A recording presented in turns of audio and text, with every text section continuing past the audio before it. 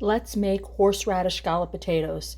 I'm going to take this fresh horseradish root, we're going to grate it, we're going to peel and slice the potatoes, and we're going to layer it with the cream. So let's get started.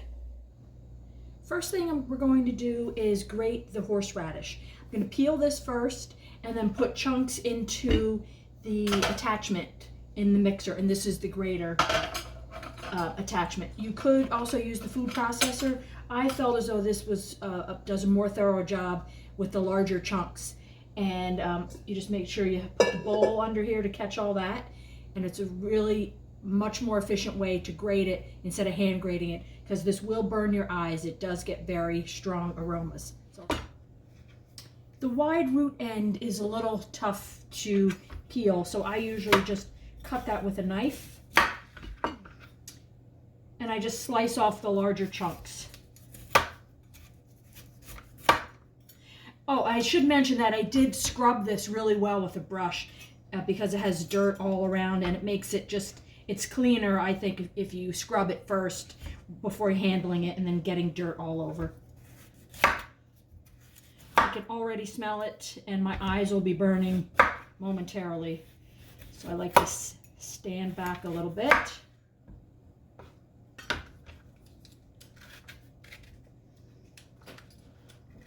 This kind of peels like a potato.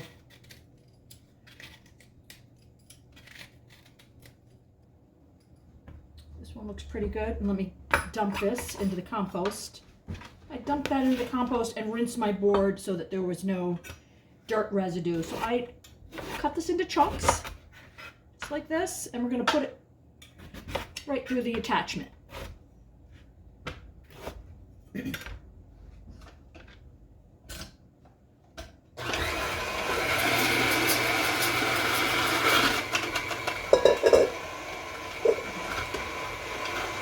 See the nice long flakes of that.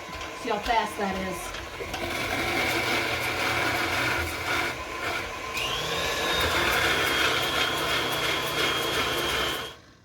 You might have to take these pieces out and reorient them so that they will grate.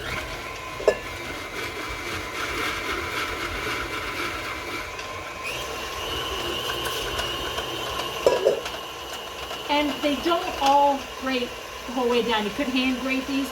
It'll be the same with the food processor. It doesn't get every little bit. Oh my gosh, my eyes are watering.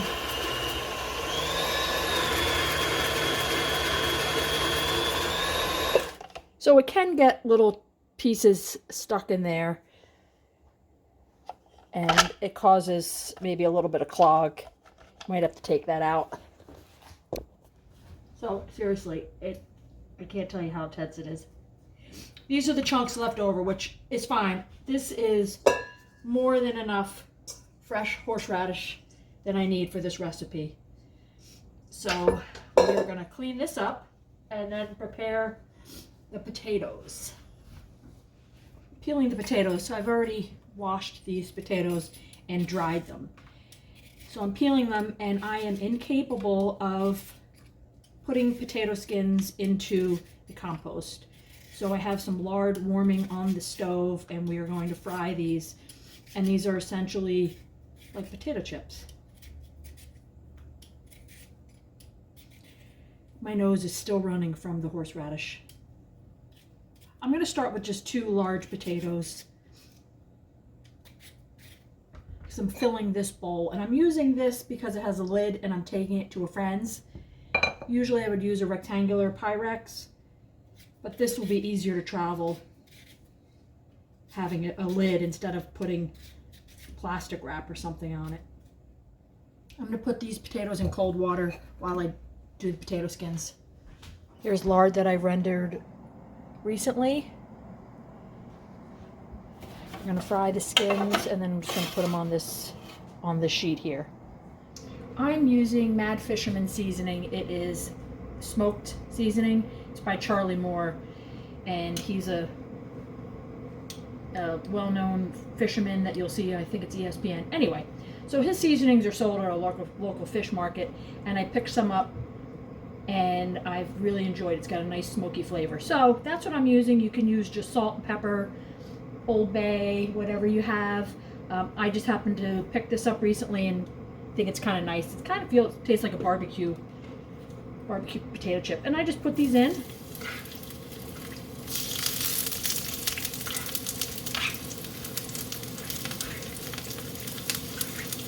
And stir them around. And if you peel potatoes but you don't have the time to do this when you're in the process of being in the kitchen, I've done it where I put this in cold water and put it in the fridge for a day, and then I fry it the next day. It makes a nice snack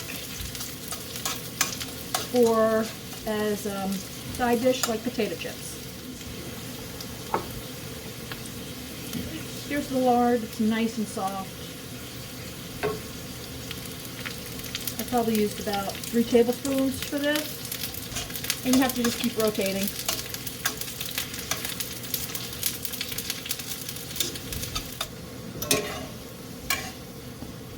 Oops. Did you see that? My paper towel caught on fire. All right, everything is fine. I had to get longer tongs. It's really hot. Can you see they're starting to get crispy? I'm going to serve these for a side today for lunch with a sandwich. That didn't take long. So they look good. Put them on the paper towel. And look, that's just 2 potatoes. So anytime you're doing mashed potatoes, it works with any kind of potato too. And then I sprinkle the seasoning on, or salt, pepper, whatever you're using. Mix it up a little bit. Toss it.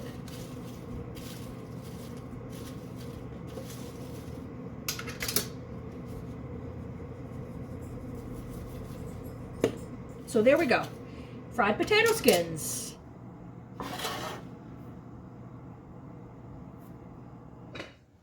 Got the horseradish set aside. I put the lid on it to keep those fumes down.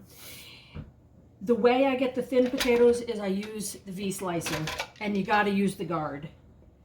So often, if the potato is really big, you can decide which way you're going to slice it.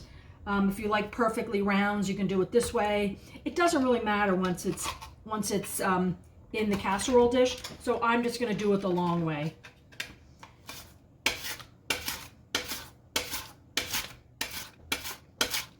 And you want a very thin potato.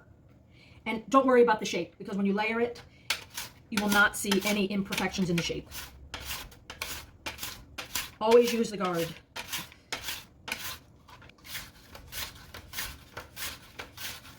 Oh, I should mention I'm using russet potatoes.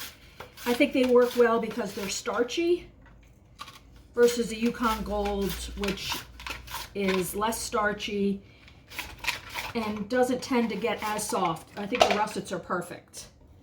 So that's a lot. It's a lot of potato. That's pretty good. It's just dinner for 4 tonight at our friends, so I think 2 potatoes is good. And you have to use heavy whipping cream.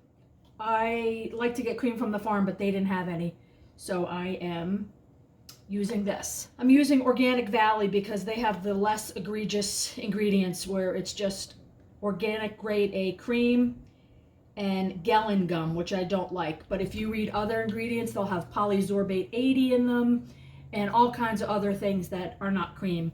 The other thing I don't love, it said it's ultra pasteurized, but that's just the nature of buying it from the grocery. So buy the best cream with the best ingredients. I recommend this if you can't get straight cream from the farm. So all we need is the cream, the potatoes, the fresh horseradish, salt and pepper. So I'm using this bowl, and we're just going to layer it. Put in a little cream to start. Wow,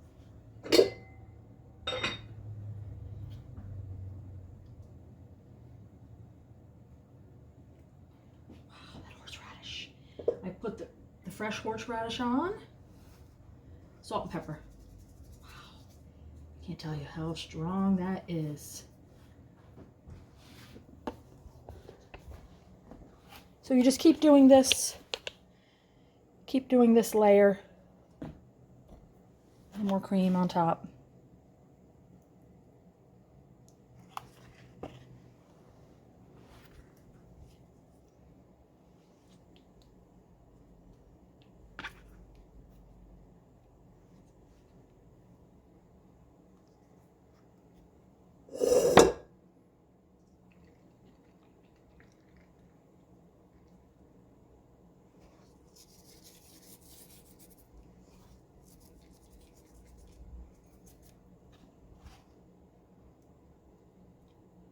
And you just do this until you fill your serving dish to the height that and you want to leave some room, so I'll probably just go right up to here.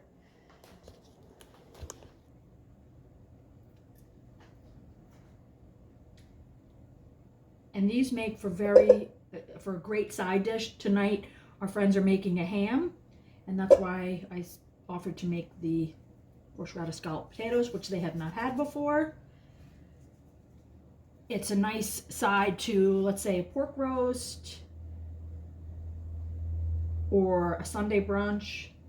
It does reheat well as leftover. So I can already tell that those 2 potatoes is more than enough.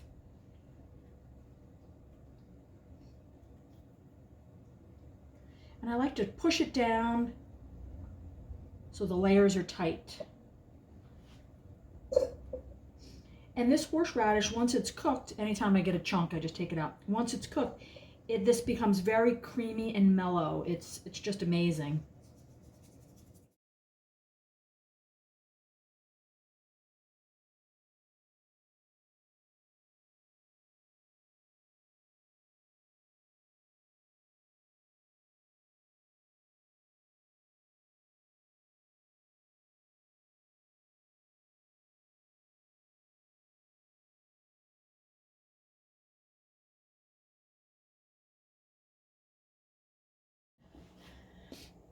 So when you push down on it, you'll see liquid coming up, and that's good. We're gonna make sure that you want it all to be covered with the cream.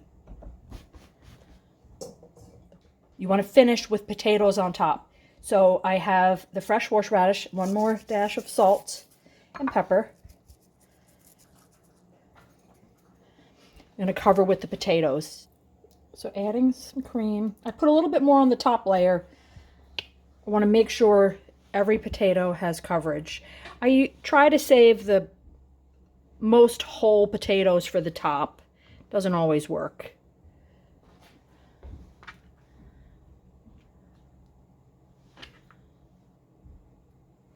This worked out pretty good. That was 2 medium potatoes. I try not to obsess over it too much. But that's it. That's all I have for the potato. So I only needed 2. Cover this little guy here. And I want to press it down so that it's completely submerged. So I'll probably add more cream because I want it completely submerged.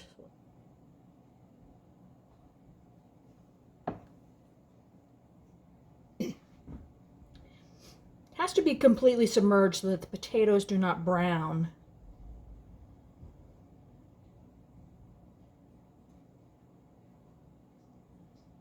All right, that looks really good. I'm going to wipe the top edge.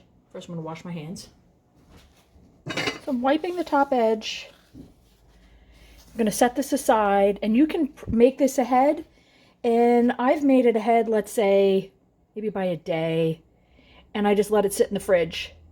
That's why you want the potatoes completely submerged. They don't turn brown. But I'm taking this to a dinner tonight. And I'm going to just cover this in the oven at 325 for at least an hour until the potatoes are tender. I've been baking the scalloped potatoes at 325 and they're doing a nice bubbling. They've been in for about 45 minutes. They look great. I'm gonna put a knife in there, see how it feels. So it feels a little bit stiff still, just a little bit. Okay, so here's the potatoes. They are done. They are beautiful consistency. We're not actually ready to serve, but I'm gonna show you that they're, you can see the nice layers in there. So it's perfect. It's absolutely perfect.